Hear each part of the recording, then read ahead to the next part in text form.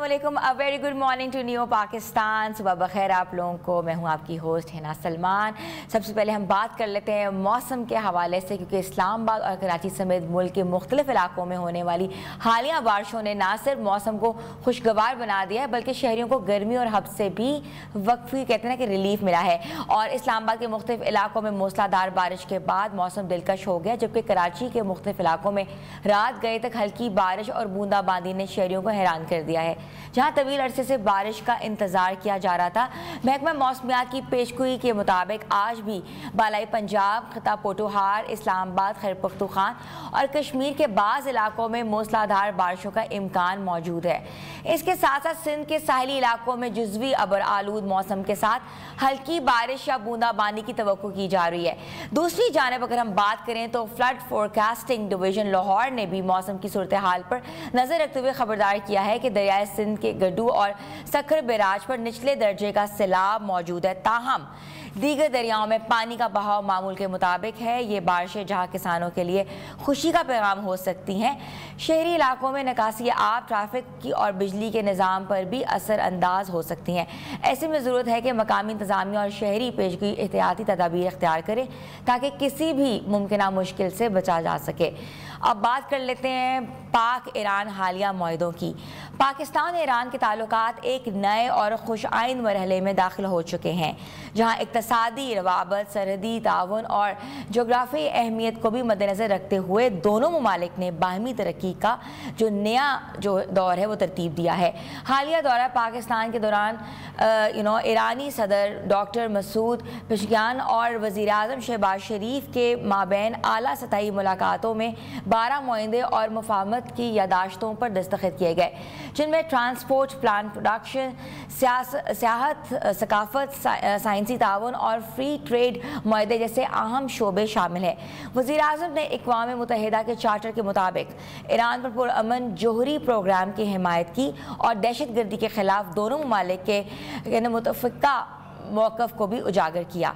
और दूसरी जानिब अगर हम बात करें तो ईरान के सदर ने पाकिस्तान को भाई करार देते हुए इत्तेहाद, खुद मुख्तारी और इलाक़ाई अमन के लिए बाहमी ताउन की ज़रूरत पर जोर दिया है। इसी सारी सूरत हाल पर हम बात करेंगे। हमारे साथ मौजूद हैं माहिरीन बैनुल अक़वामी अमूर मंसूर जाफ़र साहब, जिन्होंने हमें ज्वाइन किया है। उनसे हम बात करेंगे कि पाक ईरान की जो आपस में ताल्लुकात हैं वो कितने पॉजिटिव हो सकते हैं और ख़ित्ते को कैसे पॉजिटिविटी मिल सकती है। और यहाँ जो है सबसे बड़ी बात है कि जो आपस के मुआहदे हैं उसमें डिफरेंट फैक्टर्स आ रहे हैं, जिसमें सियाहत आ रही है, जिसमें प्लांट्स आ रहे हैं, जिसमें डिफरेंट जो है ट्रांसपोर्ट की चीज़ों पे काम होगा, सकाफत, साइंसी ताउन और फ्री ट्रेड के ऊपर काम होगा। तो इन सब सारी सूरत हाल पे आज हम बात करेंगे, क्योंकि ये बहुत इंपॉर्टेंट है। अभी हालिया देखा कि जो ईरान और दूसरी जानिब जो थी जेरूसलम की जो कशीदगी चल रही थी, उसकी वजह से जो था खित्ता थोड़ा सा मुतासर हुआ था, मगर कहते हैं जब मुतासर हुआ था तो ऑटोमेटिकली पॉजिटिविटी भी आई थी। तो हमारे साथ मौजूद हैं बैनुल अक़वामी अमूर मंसूर जाफ़र साहब, तो जिनसे मैं सवाल सबसे पहले पूछूंगी कि जी अस्सलाम वालेकुम सर।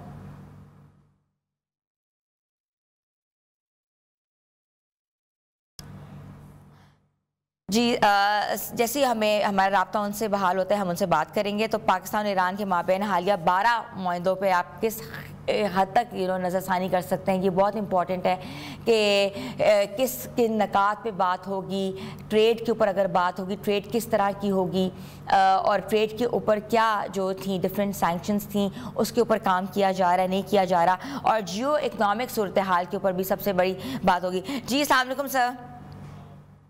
वालेकुम अस्सलाम सर, पाकिस्तान और ईरान के माबैन जो हालिया 12 मुआहदों को आप किस हद तक सर देख रहे हैं और जियो इकनॉमिक के लिए कितना बड़ा फ़ायदा हासिल हो सकता है?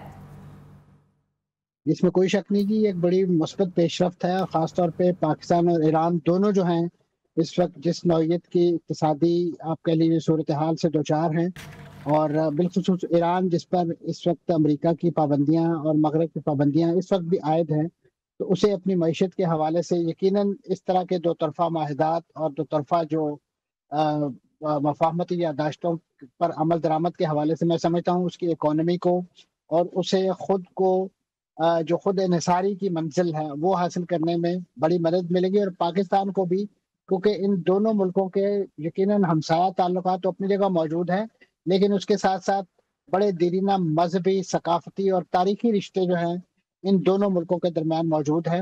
اور خاص طور پہ جن شعبوں کی طرف آپ نے نشاندہی کی، چاہے وہ سیاحت کا ہو، خاص طور پہ ایران کے اندر جو ہے ایک ریلیجیس ٹورزم جسے نام دیا جاتا ہے، اس کا ایک بڑا پوٹینشل ہے، اور بڑے پیمانے پہ پاکستان سے اور دنیا بھر سے جو زائرین ہیں وہاں پہ وزٹ کے لیے جاتے ہیں۔ اور اس وقت پاکستان کی حکومت نے جو سیکیورٹی کو مد نظر رکھتے ہوئے جو اقدامات کیے ہیں، خاص طور پہ زمینی راستہ جو ہے اس کو غیر محفوظ خیال کرتے ہوئے بائی ایئر ارینجمنٹ جو ہیں اس وقت کیے جا رہے ہیں۔ میں سمجھتا ہوں بالکل یہ جو مواصلات کی، اور خاص طور پہ جو فضائی مواصلات کی جو ایک صنعت ہے، اس کے لیے بڑا میں سمجھتا ہوں ایک خوشائند سائن ہے۔ اور اسی طریقے سے خود امریکہ جو اس وقت ایرانی صدر کی جو ذاتی خواہش کہ ہم اپنے ٹریڈ کو $3 ارب سے بڑھا کر $10 ارب تک جو ہے وہ لے جائیں، تاکہ اس وقت جو دونوں ملکوں کو درپیش جو چیلنجز ہیں اس کا مقابلہ کیا جا سکتے، بالخصوص ایران کی جو حالیہ انگیجمنٹ ہے اور ایک آل آؤٹ وار میں وہ یعنی اسے دھکیلا گیا، تقریباً 10 دن اسرائیل کی جارحیت کا سامنا کیا، اور بڑا مردانہ وار اور دلیرانہ انداز میں جس کی بڑی ستائش کی گئی، ایون پاکستان کی پارلیمنٹ کے اندر اس پر قرارداد منظور کی گئی، اور بالکل ایسے اس منصور کی جعفر صاحب، یہ ستائش۔ مجھے یہ بتائیے گا کہ ایران کے جو جوہری پروگرام پر اگر پرامن حمایت کا اعلان پاکستانی سفارتی پالیسی پر کیا اثر ڈال سکتی؟ That's very important to know. اس میں کوئی شک نہیں کہ پاکستان کیونکہ خود ایک جوہری توانائی ہے، جوہری ملک ہے، اور اس کے پرامن مقاصد کے استعمال کا ہمیشہ سے حامی رہا ہے، اور پاکستان نے اپنے جوہری پروگرام کو جس انداز سے سیف گارڈ کیا ہے، اس کو پروٹیکٹ کیا ہے، اور اسے بین الاقوامی سٹینڈرڈز کے مطابق جو ہے وہ مینٹین کر رہا ہے، تو یقیناً اسی نوعیت کی خواہش اور وہ کوشش اس کی ہے کہ ایران کو بھی جو اس کی اس وقت جو سول ضروریات ہیں، خاص طور پہ میڈیسن کے شعبے میں، جو ان کی توانائی کے شعبے میں اس زمن کی جو ضروریات ہیں وہ پوری ہونی چاہیے، اور یہ ہر آزاد خود مختار ملک کا حق ہے کہ وہ اقوام متحدہ کے چارٹر کے پیرامیٹرز کے اندر جو دی گئی اجازت ہے اس کے تحت وہ اپنے جوہری پروگرام جو ہے اسے یعنی بڑھائے بھی، اور یورینیم کی جو انریچمنٹ ہے وہ بھی ایک خاص لیول تک جو ہے اسے کرنے کی اجازت ہو۔ کسی بھی ملک کو، چاہے وہ امریکہ ہو یا کوئی اور یورپی ملک، یا خاص طور پہ سو کالڈ جو واچ ڈاگز ہیں اس وقت اس جوہری توانائی ایجنسی کو مانیٹر کرنے والی، کہ وہ ایسے ممالک کو بلی کر سکیں اور ان کی جو ڈیٹرنٹس ہے اور اس کو ایک لحاظ سے کمپرومائز کرنے کی کوشش کریں قوانین اور ضابطوں کی آڑ میں۔ میں سمجھتا ہوں کہ یہ بڑا ایک دلیرانہ موقف ہے، اور پاکستان کی جو خارجہ پالیسی ہے اس کا ایک کارنر سٹون ہے، اور پاکستان نے نہ صرف ایران کے حوالے سے بلکہ دیگر ملکوں کے حوالے سے بھی اسی نوعیت کے جذبات جو ہے وہ اپنی فارن پالیسی میں جو ہے بالکل اس کو ایسا ہی ہے۔ امپلیمنٹ اچھا کر رکھا منصور ہے۔ جعفر صاحب، مجھے یہ بتائیے گا کہ ٹریڈ کی اگر ہم بات کریں تو کہتے ہیں نا کہ پاک ایران فری ٹریڈ ایگریمنٹ ہے جس کی تیاری کر رہے ہیں، کتنا بڑا امپیکٹ پڑ سکتا ہے؟ اس میں کوئی شک نہیں کہ اس وقت جو سب سے بڑا چیلنج پاکستان اور ایران کو درپیش ہے وہ مغرب کی اور امریکہ کی پابندیاں ہیں۔ یہی وجہ ہے کہ اس میکنزم، اس پورے جو فری ٹریڈ ایگریمنٹ ہے یا جو یہ تجارت کی جو خواہش ہے اس کو امپلیمنٹ کرنے کے حوالے سے ایک ایسا میکنزم بھی ایوالو کیا جا رہا ہے کہ جس میں جو بینکنگ چینلز ہیں ان کو بائی پاس کیا جائے، اور وہ عالمی پابندیوں جو ہیں ان جکڑ بندیوں سے بچا جائے۔ اور یہی وجہ ہے کہ دونوں ملکوں کی جو بڑی طویل سرحد ہے وہاں پہ تقریباً 5 ایسی منڈیاں جو ہیں وہ بنائی جا رہی ہیں کہ جہاں پہ بارٹر سسٹم کے تحت اور جو تجارت، جو بارڈر تجارت ہے اس کو فروغ دیا جائے، تاکہ یہ جو بین الاقوامی بینکنگ چینلز ہیں جس پہ اس وقت پابندیاں ہیں ایران پر، وہ بائی پاس کرتے ہوئے یہ دونوں ملک جو ہیں، اور آپ کے علم میں ہے کہ اس وقت ہمارا جو یعنی گوادر تک کو جو بجلی ہے وہ ایران سے ہی فراہم کی جا رہی ہے۔ اسی طریقے سے وہاں کے اس پورے خطے کی جو بڑی اکانومی ہے اس کا انحصار جو ہے اس وقت ایران سے آنے والی جو مصنوعات ہیں جن کو یقیناً اب ریگولرائز کیا جا رہا ہے۔ ماضی میں وہ کچھ غیر قانونی عناصر جو ہے اسمگلنگ کے ذریعے وہ ساری چیزیں لا رہے تھے، تو اب اس سارے پروسیس کو ریگولیٹ کیا جا رہا ہے تاکہ اس کی آڑ میں جو ملک دشمن عناصر ہیں جو دونوں طرف سرگرم ہیں وہ اپنا جسے کہنا چاہیے ایجنڈا جو ہے وہ پورا نہ کر سکیں۔ اور بالخصوص ہمارا جو ازلی اور ابدی دشمن ہے، اور اس نے اس وقت بھارت نے جو اپنے خب سے باطن جو ہے وہ ایران کے حوالے سے بھی ظاہر کیا ہے کہ ایران پر جب اسرائیلی جارحیت کی گئی تو بڑا ہی معنی خیز خاموشی جو ہے وہ دیکھنے کو ملی، حالانکہ ماضی میں ایران کے اور بھارت کے بڑے قریبی تعلقات رہے، اور خاص طور پہ ایران کے تیل کا تو بڑا بینیفیشری رہا ہے، بڑے سستے داموں خریدتا رہا ہے ایران، بھارت جو ہے. لیکن بھارت نے اس ضرورت کے وقت اور اس خاص طور پہ اظہار یکجہتی کے موقع کو بھی ضائع کیا، کیونکہ ان کی جو تال میل ہے وہ یقیناً وہ جو ہنود یہود گٹھ جوڑ کہا جاتا ہے، اس کے ڈانڈے اس کے ساتھ ملتے تھے. اور یہی وجہ ہے کہ پاکستان نے بہت ہی دلیرانہ موقف اختیار کرتے ہوئے اس موقع پہ پورا ساتھ دیا، مختلف عالمی فورم سے لے کر بالکل خاص طور پہ اقوام انٹرنیشنل متحدہ فورمز میں. پر بھی بالکل ایسا ہی ہے. اچھا منصور جعفر صاحب، ایک اور بات یہاں بہت امپورٹنٹ ہے کہ گوادر اور چاہ بہادر کی جو بندرگاہیں ہیں ان کے درمیان اشتراک کو کتنا کہ چین کی بیلٹ اینڈ روڈ منصوبے یا سی پیک کے تناظر کو ہم کیسے دیکھ سکتے ہیں؟ اس میں کوئی شک نہیں کہ بہت ہی یعنی ٹائملی ڈیمانڈ کی ہے، خواہش ظاہر کی ہے ایرانی وفد نے کہ ہمیں جو سی پیک منصوبہ ہے اس کے اندر شامل کیا جائے. اور ایران نے اسی خواہش کو عملی جامہ پہنانے کے لیے پیشکش کی ہے کہ وہ اپنی چاہ بہار کی جو بندرگاہ ہے اس کو گوادر کے ساتھ ملانے کے لیے تیار ہے، تاکہ وہ جو اس کا ایک فطری روٹ ہے سی پیک کا، اس کے ساتھ کنیکٹ کیا جا سکے، اور اس کے ثمرات جو ہیں وہ ایران کو اور ہمارے دیرینہ ہمسایہ ملک جو ہے برادر اسلامی ملک اس تک بھی پہنچ سکے. تو میں سمجھتا ہوں یہ اب چین کو بھی اب اس بات کا اندازہ ہو گیا ہے کہ ایران کا جو پوٹینشیل خاص طور پہ اس کی توانائی کی ضروریات کو پورا کرنے کے حوالے سے ہے. ماضی میں جس انداز سے وہ روس سے تیل خریدتا رہا ہے، تو اب ایران تو اس کے بہت ہی نیکسٹ ڈور نیبر ہونے کے حوالے اس کو یہ سروسز بڑے سستے اور بڑے معیاری، میں سمجھتا ہوں ٹرمز اینڈ کنڈیشن پہ پیشکش کر سکتا ہے. اور اگر چین اس ون بیلٹ روڈ انیشیٹو کو تھوڑا سا ایکسپینڈ کرتا ہے اور اس میں ایران کو بھی شامل کرتا ہے، تو میں سمجھتا ہوں یہ ایک بہت ہی آئیڈیل جو سچویشن جو ہے وہ ڈیولپ ہو جائے گی خطے کے حوالے سے. اور یہاں پہ ماضی میں جو خاص طور پہ چاہ بہار کی بندرگاہ کے حوالے سے جو پاکستان کے کنسرن تھے، خاص طور پہ وہاں پہ جو بھارتی اثر و نفوذ اور بالخصوص راہ کی جو سرگرمیاں تھیں ان کو دیکھتے ہوئے بھی میں سمجھتا ہوں اس کو پلگ کرنے کے لیے بھی، اس کی راہیں مسدود کرنے کے حوالے سے بھی یہ ایک بہت بڑا انیشیٹو ہے. کیونکہ آپ کے علم میں ہے کہ اس وقت بلوچستان کا خطہ جو ہے، خاص طور پہ جو صوبہ بلوچستان کے اندر وہاں پہ جو نام نہاد علیحدگی پسندی میں جو سرگرم ہے، اور وہ جس انداز سے وہاں پہ مختلف اسٹریٹجک اثاثہ جات کو نشانہ بنا رہی ہیں، اور نہ صرف اسٹریٹجک اثاثہ جات کو بلکہ نہتے شہریوں کو جس انداز سے بسوں کو روک کر اور ٹرینوں پر حملے کر کے بالکل سر، ایسے ہی ہے بھارت کہ جو ہے وار آن ٹیرر کے نام سے تو ہم کافی عرصے سے جنگ لڑ رہے ہیں. آپ کا بہت بہت شکریہ. ہمارے ساتھ موجود تھے ماہر بین الاقوامی امور منصور جعفر صاحب، جن کا کہنا تھا کہ جیو اکنامک جو ایک خطے میں بہترین آ سکتی ہے اگر آپس میں ٹریڈ کیا جائے، اگر آپس میں رستے روٹس کھولے جائیں، اور بندرگاہ جو ہے چاہ بہار کی بندرگاہ کو ہم سی پیک کے منصوبوں میں شامل کر کے ایک نیا روڈ میپ دے سکیں. چھوٹی سی بریک پہ جانا ہے، بریک کے بعد واپس آ رہے ہیں. آپ دیکھ رہے ہیں نیو پاکستان.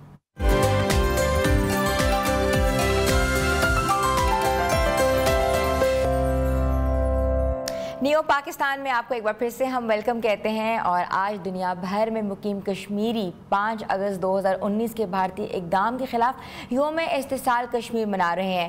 اس دن بھارت نے بین الاقوامی قوانین اور اصولوں کی خلاف ورزی کرتے ہوئے مقبوضہ جموں کشمیر کی خصوصی حیثیت کو ختم کر دیا تھا. اس یک طرفہ فیصلے کو آج 6 سال مکمل ہو چکے ہیں. آج کا دن اس بات کی یاد دہانی ہے کہ کشمیری عوام اپنی شناخت، آزادی اور حق خود ارادیت کے لیے مسلسل جدوجہد کر رہے ہیں. 5 اگست 2019 کے اس فیصلے کا مقصد نہ صرف کشمیر کی آئینی اور قانونی حیثیت کو تبدیل کرنا تھا، بلکہ اس کا ہدف کشمیر کی آبادیاتی ساخت اور سیاسی منظرنامے کو بھی تبدیل کرنا تھا.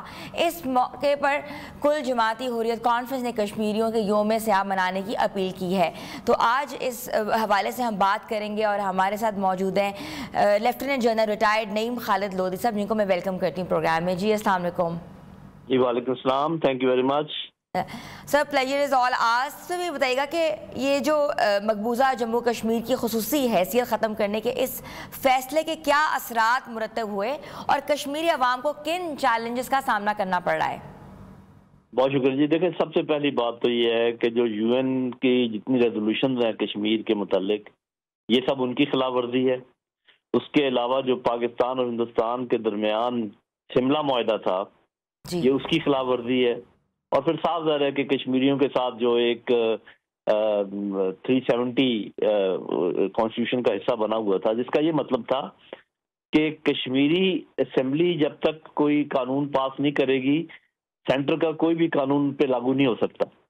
اور پھر 35A جس کا یہ مطلب تھا کہ کشمیری جس طریقے سے اونرشپ اور اپنی جائیدادیں خرید و فروخت کر سکتے ہیں کشمیر کے اندر، باہر کے لوگ وہ کام نہیں کر سکتے تھے. یہ ساری چیزیں انہوں نے ختم کر دی. تو آپ یہ دیکھیے کہ انہوں نے دھوکہ کیا UN کے ساتھ، انہوں نے دھوکہ کیا پاکستان کے ساتھ، انہوں نے دھوکہ کیا کشمیریوں کے ساتھ. اور خیال ان کا یہ تھا کہ شاید ان کے ان اقدامات سے کشمیری جو ہے وہ مین سٹریم ہندوستان میں شامل ہو جائیں گے اور ہنسی خوشی ان کے ساتھ رہنے لگیں گے.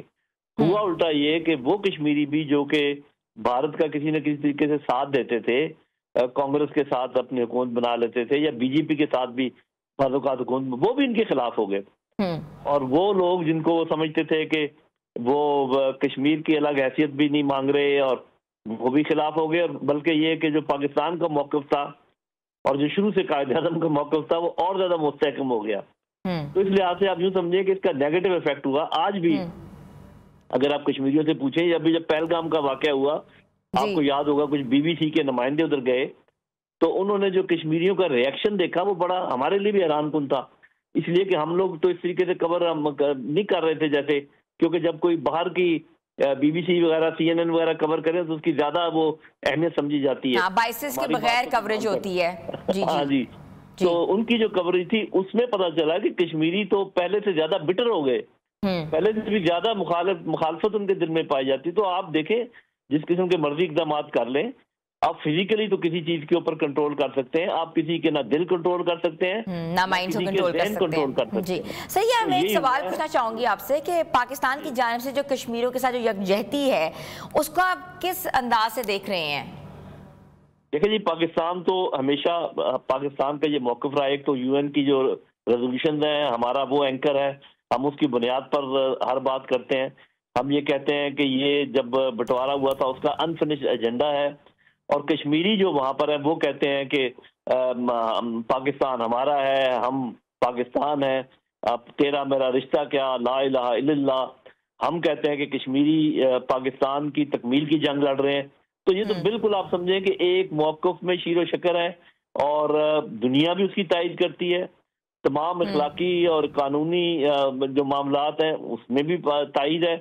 تو یہ جلد یا بدیر ہندوستان کو یہ سمجھ آ جانی چاہیے کہ اس طریقے سے آپ لوگوں کو زبردستی اپنا سرنگی بنا کے نہیں رہ سکتے. یہ تاریخ میں کبھی بھی نہیں ہوا ہے اور اس میں بھی یہ ناکام ہوں گے انشاءاللہ. انشاءاللہ سر یہ 5 اگست 2019 کے فیصلے کے بعد جو بین الاقوامی برادری نے اس معاملے پر کیا رد عمل جو ہے وہ ظاہر کیا تھا؟ کیا اس میں کوئی تبدیلی جو ہے وہ آئی ہے؟ جی اصل میں ہوا یہ ہے کہ آہستہ آہستہ آپ کو پتا ہے کہ اور بھی ایسے فیکٹر دنیا میں پیدا ہوئے. جب ایک یونیپولر ورلڈ تھی تو پھر ایک کچھ پاورز نے جو ہے نا ان میں رونق پیدا ہوئی، انہوں نے قانون کی دھجیاں اڑانی شروع کی. ہندوستان نے سمجھا کہ ہم بھی ایک بڑا ملک ہے، ہم بھی یہ کام کر کے دیکھتے ہیں. حالانکہ ان کی بڑائی جو ہے وہ جب چین کے ساتھ بھیڑ ہوئی اس میں بھی ثابت ہو گئی، اور جب ہمارے ساتھ انہوں نے متھا لگایا تو اس پر بھی پتہ چل گیا وہ کتنے بڑے ہیں. تو بات یہ ہے کہ دنیا میں چونکہ اس وقت قانون کی عملداری ذرا کم ہے اور اسرائیل جیسے ممالک اور کچھ بڑے ممالک جو ہے نا وہ کسی قانون کی پرواہ نہیں کرتے، تو شاید ہندوستان نے سمجھا کہ اس سے فائدہ اٹھا کے وہ بھی کوئی اس قسم کا کام کر سکتے ہیں. لیکن انہوں نے میرے خیال اوور اسٹیمیٹ کیا اپنے آپ کو اور اوور اسٹیمیٹ کیا اپنی ڈپلومیسی کو اور انڈر اسٹیمیٹ کیا کشمیریوں کی جد و جہد کو، ان کی جو آزادی کی شمع ان کے دلوں میں روشن ہے اس کو انڈر اسٹیمیٹ کیا.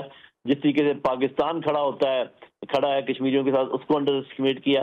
تو میرے خیال جتنی بھی آزاد قومیں ہیں اور جو اخلاقیات اور قانون میں بلیو کرتی ہیں وہ سب اس معاملے میں کشمیریوں کے اور پاکستان کے ساتھ کھڑی ہیں. بالکل سر ایسا ہی ہے. اچھا کشمیر کے حل کے لیے آپ کیا سمجھتے ہیں اقوام متحدہ کی قراردادوں پر عمل درآمد کیوں ضروری ہے اور ان قراردادوں کی کیا حیثیت ہے؟ دیکھیں پہلی بات تو یہ کہ یہ بات میرا خیال ہے کہ ہمارے نوجوانوں کو خاص کر پتہ ہونی چاہیے کہ کشمیری تو تقریباً اپنے کشمیر کو آزاد کروانے کے لیے بڑھ رہے تھے، سری نگر سے کچھ زیادہ دور نہیں تھے. تو کون بھاگ کر گیا UN میں کہ یہ ہمارا سیز فائر کروائیں؟ ہندوستان گیا. گو کہ وہ آج بھی مانتے نہیں ہیں کہ یہ جو ابھی جو بھیڑ ہوئی تھی اس میں بھی ہندوستان نے ٹرمپ کو ان کے ہاتھ جوڑے تھے کہ ہمیں ان سے جان چھڑوائیں اور سیز فائر کروائیں، لیکن یہ بعد میں مکر جاتے ہیں. تو اس وقت بھی یہ گئے تھے. اور یو این او کی ایک نہیں 3-4 قراردادیں موجود ہیں جس میں بالکل یہ کلیئرلی بتایا گیا ہے کہ جو اس وقت پارٹیشن کا پرنسپل تھا اسی کے تحت کشمیر کا فیصلہ ہوگا، یعنی کہ جب کوئی ایسا جھگڑا پیدا ہو جائے کہ پتہ نہ چلے کہ جو بھی وہاں پر فرما روا ہے وہ کیا چاہتا ہے، تو پھر لوگوں سے پوچھا جائے گا کہ وہ کیا چاہتے ہیں. تو بس یہی ان کا اصول ہے استصواب رائے کا، یہی ہم کہہ رہے ہیں. اور اس کو جب بھی کر لیا ٹھیک ہے، لیکن آہستہ آہستہ ہندوستان اپنے پنجے وہاں گاڑتا چلا جا رہا ہے، لیکن اس کو یہ سمجھ نہیں آ رہی کہ جتنے وہ سمجھ رہا ہے کہ اس نے پنجے گاڑے ہوئے ہیں اتنے اس کے پاؤں کھڑے ہوئے ہیں. اور آپ دیکھیں گے کہ اگر میں تو ہمیشہ یہ کہا کرتا ہوں کہ اگر دوبارہ انہوں نے کوئی شرارت پاکستان کے ساتھ کی تو مجھے یہ لگتا ہے کہ پاکستان اپنا یہ مسئلہ بھی حل خود ہی کر لے گا، کسی کے بغیر شاید حل ہو جائے. تو بہتر یہ ہے کہ وہ اچھے طریقے سے اچھے پڑوسیوں کی طرح ہمارے ساتھ رہنا اگر چاہتے ہیں. بالکل، بہت بہت شکریہ. ہمارے ساتھ موجود ہے لیفٹیننٹ جنرل ریٹائرڈ نعیم خالد لودھی صاحب، جن کا کہنا تھا کہ آج یوم استحصال جو ہے وہ بھرپور طریقے سے پوری دنیا میں کشمیری عوام کے لیے منایا جا رہا ہے اور ہم سب کا کام ہے کہ ان کے ساتھ کھڑے ہوں. چھوٹی سی بریک لیتے ہیں اور بریک کے بعد واپس آتے ہیں. آپ دیکھ رہے ہیں نیو پاکستان.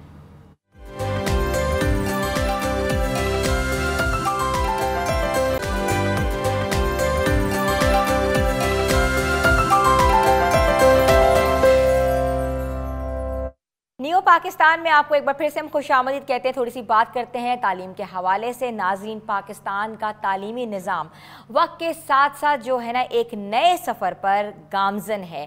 ایک ایسا سفر جس میں یکسانیت، شفافیت، ڈیجیٹل سہولیات اور عالمی معیار کے مطابق ہم آہنگی کی اشد ضرورت ہے.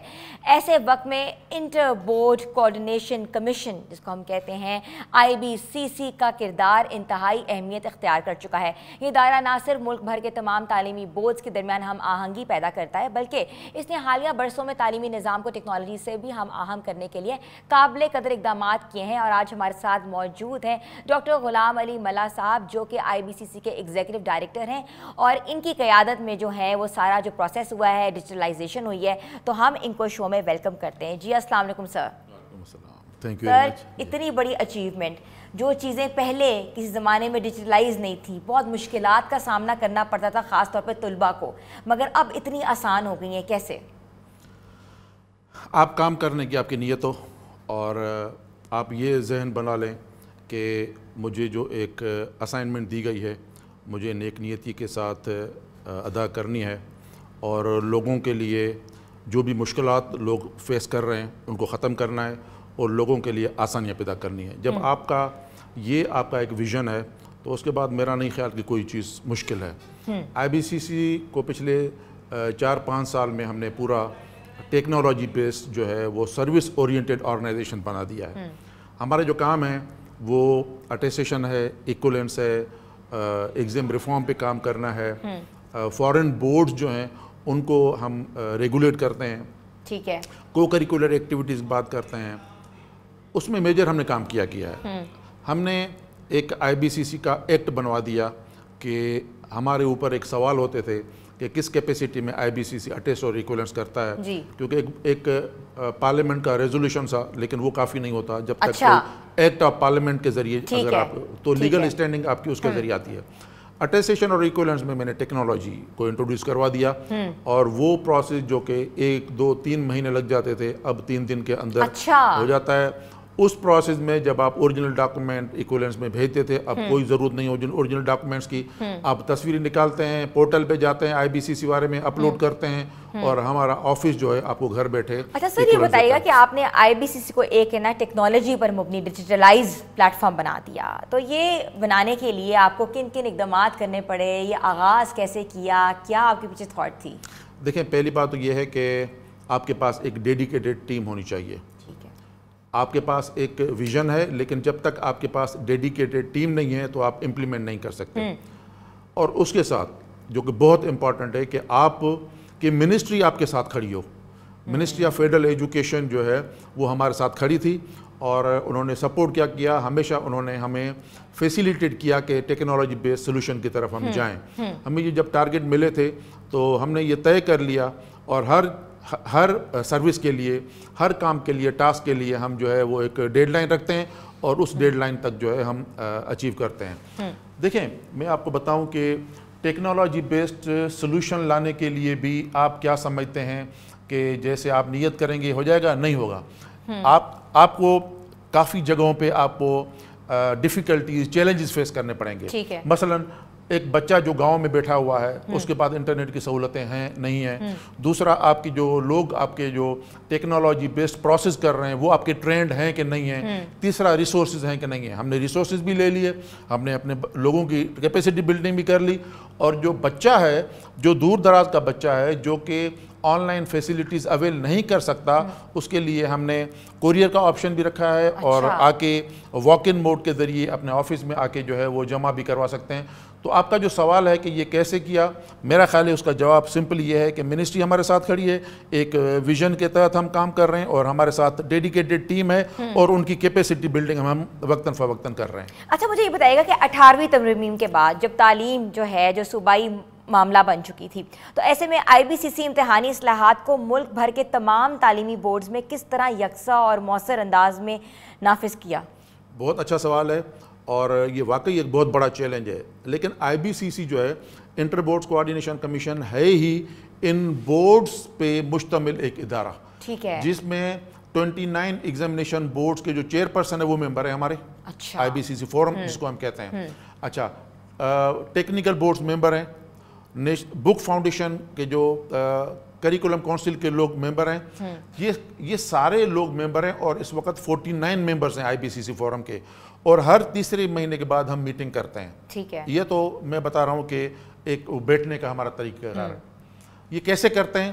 وہاں یہ بڑا مشکل ہے کہ آپ کسی ایسے بورڈ کو آپ کچھ کہیں کہ آپ کا کام اچھا نہیں ہے، وہ ڈیفینیٹلی وہ کہے گا کہ آپ ہماری کنٹرولنگ اتھارٹی نہیں ہے، آپ کیسے پوچھ رہے ہیں. تو اس میں ہم کیا کرتے ہیں، میں بیسٹ پریکٹسز کے نام پہ اپنے جو اچیومنٹس ہیں، سکسیس اسٹوریز ہیں، وہ باقی بورڈز کے سامنے شیئر کرتا ہوں. ایک یہ طریقہ ہوتا ہے. دوسرا جو یونیفارمٹی کے حوالے سے آپ کا ایک بورڈ ہے، میرا ایک بورڈ ہے، کیونکہ ایک بچہ کراچی سے اسلام آباد مائگریشن کر کے جا رہا ہے، تو یہ نہ ہو کہ وہاں سے جب یہاں آئے تو پرابلم اس کے لیے آ جائے. تو اس لیے یونیفارمٹی کے لیے ہم لوگ بیٹھتے ہیں.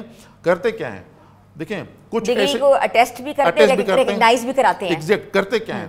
یہ کچھ ڈیسیجن ایسے ہوتے ہیں جو کہ بورڈ اپنے بورڈ آف گورنر میں جا کے کر لیتا ہے، اور کچھ ایسے ہوتے ہیں جو کہ ہمیں پھر لابنگ کرنی پڑتی ہے پروونشل گورنمنٹ سے. سندھ ہو، جس طریقے سے گریڈنگ تھا، گریڈنگ چینج کرنے والا جو کام تھا وہ ایک بہت بڑا کام تھا.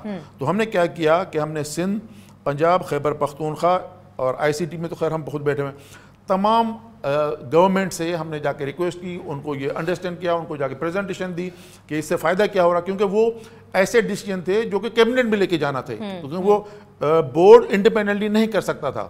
تو طریقہ یہ ہوتا ہے کہ یا تو بورڈ کرتا ہے خود یا پروونشل گورنمنٹ، اور ایک اور ادارہ ہے جس کو ہم کہتے ہیں inter provincial education ministers conference, جس میں ایجوکیشن کے سارے منسٹرز اس کے ممبر ہیں، ورنہ ایجنڈا آئٹم کے طور پہ اس میں لے جاتے ہیں.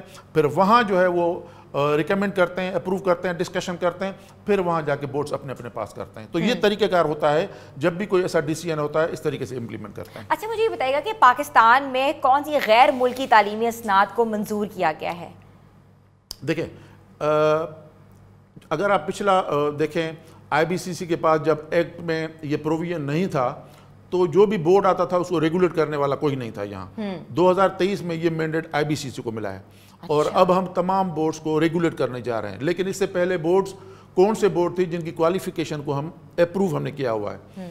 دیکھیں ایک کیمبرج جو ہے وہ کر رہا ہے، ایک IB جو ہے وہ کر رہا ہے، IB ایگزیکٹ، اور اس کے علاوہ پیئرسن ایڈیکسل کا کر رہا ہے، LRN کا کر رہا ہے. یہ تھے جو کہ A لیول کی کوالیفیکیشنز جو ہے وہ آفر کرتے ہیں ریگولر. ہاں کچھ بورڈز ایسے ہیں جو کہ لیول 3 کوالیفیکیشن ووکیشنل آفر کرتی ہیں، ووکیشنل ٹریننگ، ووکیشنل وہ عام طور پر کوالیفیکیشن ہوتی ہے جس کو لیول 3 یا لیول 2 کا کہا جاتا ہے. وہ بھی IBCC جو ہے وہ کرتا ہے، جس میں LRN جو ہے وہ کرتا ہے، کوالیفی کرتا ہے، اور NCC کرتا ہے. اس طریقے سے کچھ اور 2-3 بورڈز ہیں. ابھی سٹی اینڈ گلڈز والوں کا اپروو ہوا ہے. تو تو یہ بورڈز ہیں جنہوں نے جن کی کوالیفیکیشن IBCC نے اپروو کی ہوئی ہیں. ابھی بھی 2-3 بورڈز ایسے ہیں جن کی کوالیفیکیشن جو ہے انڈر پروسیس ہیں اور بہت جلد جو ہے ان کا بھی ڈیسیجن آ جائے گا. اچھا سر مجھے یہ بتائے گا کہ اکثر طلبہ کی یہ شکایتیں ہوا کرتی تھیں کیونکہ اب تو یہ آپ نے ایک بورڈ بنا دیا ہوا جس سے آسانی پیدا ہو گئی بھی ہے کہ ہماری ایکولنس جو ہے وہ نہیں صحیح بنتی. اگر ہم پاکستانی سسٹم کرتے تو شاید ہماری ایکولنس اچھی بنتی یا ہمیں اچھی یونیورسٹیز میں ایڈمیشن ملتا. کیا یہ بات درست ہے؟ اس میں 2-3 چیزیں ہیں. ایک تو یہ ایک فارمولا بنا تھا اے اسٹار کو کتنے نمبر دیں گے, اے کو کتنے نمبر دیں گے, کیونکہ جو فورن سے بچہ آتا ہے اس کے نمبر نہیں ہوتے, ان کا گریڈ ہوتا ہے, گریڈنگز ہوتی ہیں, ٹھیک ہے. تو اس کا مین ویلیو پھر ہم نکالتے ہیں. تو اے بی سی ڈی کے لیے تو پرابلم نہیں تھا, اے اسٹار کے لیے پرابلم تھا. اے اسٹار کے لیے میکسیمم 90 ہوتے تھے. اب ہم نے نیا جو فارمولا بنایا ہے تمام بورڈز کو بٹھا کے, منسٹری بھی اس میں لیڈ کر رہی تھی, تو اس میں اے اسٹار کے بچے کو تقریباً 94-95 نمبر مل رہے ہیں. اور اب بچہ جو ہے وہ کرائٹیریا اتنا چینج ہو گیا ہے, اب بچہ اس میں مزے سے جا رہا ہے. لیکن اس کے ساتھ ساتھ میں ایک اور چیز بھی بتا دوں کہ یہ مسکنسیپشن ہے کہ نمبر کاٹتے ہیں. نمبر کسی کا نہیں کٹتا, بلکہ میری نظر میں تو وہ جو ہمارا بچہ جو ہے وہ ایبسولوٹ نمبر لیتا ہے, وہ بچہ ریلیٹیو نمبر لے کے آتا ہے. ریلیٹیو نمبر وہ تھریشولڈ ایک بڑی ٹیکنیکل ڈسکشن ہے, لیکن شارٹلی میں یہ کہہ سکتا ہوں کہ کسی بچے کے ساتھ کوئی زیادتی نہیں. کیوں؟ میں سمجھتا ہوں کہ جو کیمبرج سے پڑھ کے آتا ہے, جو پیئرسن سے بچہ پڑھ کے آتا ہے, یا لوکل بورڈ سے بچہ پڑھ کے آتا ہے, یہ سارے بچے ہمارے بچے ہیں اور ہم چاہتے ہیں کسی بچے کے ساتھ کوئی زیادتی نہ ہو. بہت خوب. اچھا سر مجھے بتائیے گا کہ IBCC پاکستان کے ہائر سیکنڈری اسکول سرٹیفکیٹس کو HSSC کہتے ہیں, کو دنیا کی بڑی جامعات میں براہ راست داخلے کے لیے تسلیم کروانے پر کام کر رہا ہے. یس, اور تازہ ہی ہم نے کیا ہے. اچھا. ایک UK میں ایک ادارہ ہے ایکٹس کے نام سے, ٹھیک ہے, اینک اور نیرک کے نام سے ایک ادارہ ہے, اور آج کل وہ اسائنمنٹ دی ہوئی انہوں نے ایکٹس کو, اور ایکٹس سے فریکوینٹلی ہماری کوئی 6-7 میٹنگز ہو چکی ہیں. اور الحمدللہ آپ کے توسط سے میں یہ پبلک کو ایڈوانس میں یہ خوشخبری سنا دوں کہ بہت جلد ہمارا انٹرمیڈیٹ یا گریڈ 12 جو ہے وہ اے لیول کے برابر ہو جائے گا, اور یہ بچہ ڈائریکٹ گریڈ 12 کرنے کے بعد ڈائریکٹ یونیورسٹیز میں چلا جائے گا, یا ہائی اسکول میں جا سکتا ہے.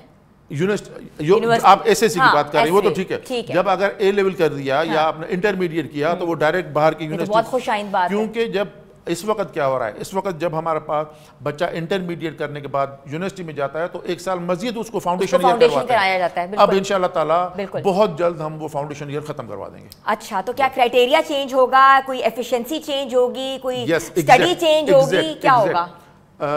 یہ پہلی تو ایک ہماری سستی تھی شروع میں کہ اس کو ٹیک اپ نہیں کیا گیا تھا, لیکن اب ہمیں منسٹری آف فیڈرل ایجوکیشن نے یہ ٹاسک دیا ہے کہ ہم نے اس کو ٹیک اپ کیا ہے UK گورنمنٹ کے ساتھ یا ایکٹس کے ساتھ. اچھا, اب اس میں کیوں یہ کنسیڈر کریں گے, ہماری ان کے ساتھ ڈیٹیل ڈسکشنز ہوئی ہیں. ہم نے پوری دنیا کی کوالیفیکیشنز کو کمپیئر کیا ہے پاکستان کی کوالیفیکیشن کے ساتھ. ہم نے کہا یہ کوالیفیکیشن دیکھیں, ہماری کوالیفیکیشن کئی درجہ بہتر ہے. یہ کوالیفیکیشن دیکھیں جس کو آپ نے اپروو کیا ہے, ہماری کوالیفیکیشن بہتر ہے. ہم پورا ڈیٹا ان کے پاس لے گئے ہیں, ہم پورا ان کے پاس ڈیٹا لے گئے اور ہم نے ان کے سسٹم کے تحت بتایا کہ آپ کی کوالیفیکیشن فلاں فلاں فلاں کوالیفیکیشن کسی لیول پہ بھی ہمارے کے برابر نہیں ہے, اس لیے ہمارا کیس اسٹرانگ بنتا ہے. نمبر 1. نمبر 2, ہم نے کہا کہ ہم نے کریکولم نیا بنایا ہے 2023 میں. دوسرا, اسیسمنٹ فریم ورک بنایا ہے. فریم ورک بننے کے بعد منیمم اسٹینڈرڈ پورے پاکستان کے بورڈز کے لیے بنائے ہیں ہم نے. اب ہم کنسیپچول پیپر کی طرف جا رہے ہیں, ہم ٹیکنالوجی بیسڈ سولوشن کی طرف جا رہے ہیں. ہماری آپ پیپر دیکھیں کہ وہ اس میں اپلیکیشن اور کنسیپٹ کے سوال ہیں. ساری کی ساری چیزیں جب ہم اتنے ریفارمز لا رہے ہیں تو آپ ہماری کوالیفیکیشن کیوں اپروو نہیں کر رہے ہیں؟ ہماری ایجوکیشن میں چینجز آ گئے ہیں. اچھا, میں ادھر ایک سوال آپ سے پوچھنا چاہتی ہوں کہ ہمیشہ سے کہا جاتا ہے جو میٹریکولیشن والا بچہ ہوتا ہے وہ ہمیشہ راٹ میمورائزیشن کرتا ہے, رٹا ہوتا ہے, اور جو کہ بچہ جو ہے اے لیولز کا ہے, او لیولز کا ہے, وہ ہمیشہ سے MCQ بیسڈ ہوتا ہے. تو اس میں کوئی آپ لاہے عمل لا رہے ہیں کہ آپ کا ہمارا جو پاکستانی جو ایک مینڈیٹ ہے جو کہ میٹرک سسٹم ہے وہ اس لیول تک پہنچ جائے؟ جی, یہ بھی جو میں ایگزام ریفارم کی بات کر رہا تھا, تمام بورڈ سے بیٹھ کر ہم نے یہ اسیسمنٹ فریم ورک جو بنایا ہے اس میں یہ ہم نے کیا کہ جب ہمارا کوسچن پیپر اب بنے گا تو وہ بنے گا اب کنسیپچول. دیکھیں سسٹم جو ہے ایجوکیشن سسٹم پورے کی اگر ہم بات کریں تو اس میں ایک پرابلم ہے. دیکھیں 3 چیزیں ہوتی ہیں, ایک آپ کا کریکولم ہوتا ہے, ایک آپ کا ٹیچر ہوتا ہے, ایک آپ کا امتحان ہوتا ہے. ایجوکیشن سسٹم یہ 3 چیزیں ہیں. کریکولم آپ کا ٹھیک ہو گیا, ٹیچر اور ایگزامینیشن, اس کو جب تک ٹھیک نہیں کریں گے ट्रेनिंग, टीचर की ट्रेनिंग इंपॉर्टेंट है, और उसके बाद एग्जामिनेशन को कंसेप्चुअल बनाएंगे। IBCC पूरे मुल्क में बोर्ड के साथ मिलकर आजकल टीचर्स की ट्रेनिंग भी कर रहा है, और दूसरा जो है वो अच्छा अवेयरनेस सेमिनार भी हम कर रहे हैं, और दूसरा उसके साथ एग्जामिनेशन को हम जो है वो कर रहे हैं, कंसेप्चुअल बना रहे हैं। अच्छा, जब हमने ये केस लड़ा एक्टिस के साथ जाके और उनको बताया, एक पूरी हमने बुक बनाई है IBCC ने तमाम बोर्ड्स के साथ मिलके कि ये असेसमेंट फ्रेमवर्क है, मॉडल जिसमें मिनिमम स्टैंडर्ड से आप ये पढ़ें। ठीक है, आप देखें कि बाकी जो कंट्रीज हैं वो क्या कर रही हैं और हमने कितना इसको रिगरस प्रोसेस के जरिए हमने ये किया है, और हमारे बोर्ड्स के जरिए, मैंने फेडरल बोर्ड के जरिए, आगा खान बोर्ड के पेपर्स, बाकी बोर्ड्स के पेपर हमने उनके साथ शेयर किए हैं। हमने स्टैंडर्ड मेंटेन किया, आप चेक करें इसको। अभी उनकी रिसर्च टीम उस पे काम कर रही है, और वी आर होपफुल कि इंशाल्लाह ये हो जाएगा। Sir thank you so much. हमारे साथ मौजूद है डॉक्टर गुलाम अली मल्ला साहब, जो कि IBCC के एग्जीक्यूटिव डायरेक्टर थे, जिनका कहना था कि पाकिस्तान में जो है एजुकेशन सिस्टम जो है वो डिजिटलाइज कर दिया जाएगा। अब स्टूडेंट्स के अंदर और जो है जो काविश होती थी कि किस तरह उनकी डिग्रीज अटेस्ट होंगी, उनकी जो डिग्रीज थी उनको कहते ना कि इक्विवेलेंट के लिए बड़ा मुश्किलात का सामना करना पड़ता था, लंबी लंबी लाइनें, लंबी कितारें होती थी, मगर अब जो है सिर्फ एक ईमेल के जरिए ऑनलाइन जाके वो अपनी डिग्री को टेस्ट भी करा सकते हैं और डिग्री को कहते हैं ना कि इक्विवेलेंस भी कंप्लीट कर सकते हैं। तो यहाँ छोटी सी ब्रेक ले रहे हैं, ब्रेक के बाद वापस आ रहे हैं। आप देख रहे हैं नियो पाकिस्तान।